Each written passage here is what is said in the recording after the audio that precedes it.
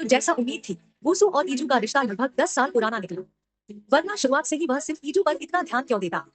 उन दोनों के बीच जरूर कोई ऐसा वादा है जिसे वुसु आज भी साफ साफ याद रखे हुए है। हालांकि लगता है कि ईजू अब उसे भूल चुकी है। आखिरकार अनुशासन समिति का दिन आ गया। ईजू, उसके माता पिता, शिक्षक और स्कूल समिति के सदस्य उसके उपन्यास से जुड़े मामले पर चर्चा करने के लिए इकट्ठा हुए।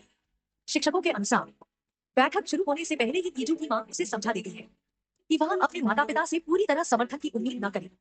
हालांकि शिक्षक मानते हैं कि ईजू ने हद पार कर दी थी और वह दूसरों की प्राइवेसी की अहमियत नहीं समझ पाई। लेकिन उनका यह भी मानना था कि उसे एक और मौका मिलना चाहिए।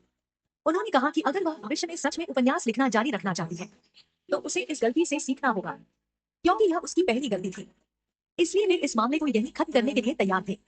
लेकिन प्रिंसिपल और समिति अब भी इस बात पर अड़े हुए थे कि उसे स्कूल से निकाल दिया जाना चाहिए। तभी अचानक वुसु आगे आता है।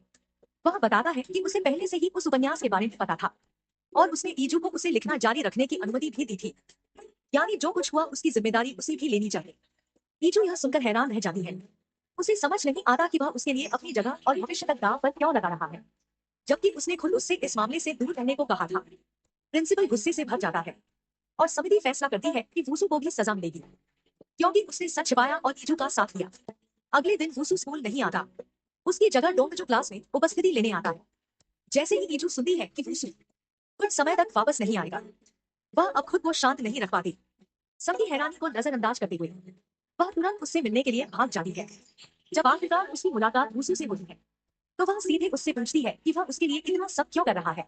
और हसु की बातों के विपरीत, जिसने कहा था कि ईजू सिर्फ एक साधारण छात्रा है और उसे उसकी चिंता करने की जरूरत नहीं, वुसु ऐसा बिल्कुल नहीं सोचता। उसके लिए ईजू कोई खास इंसान है और वह उसे अकेले सब कुछ झेलने के लिए नहीं छोड़ सकता।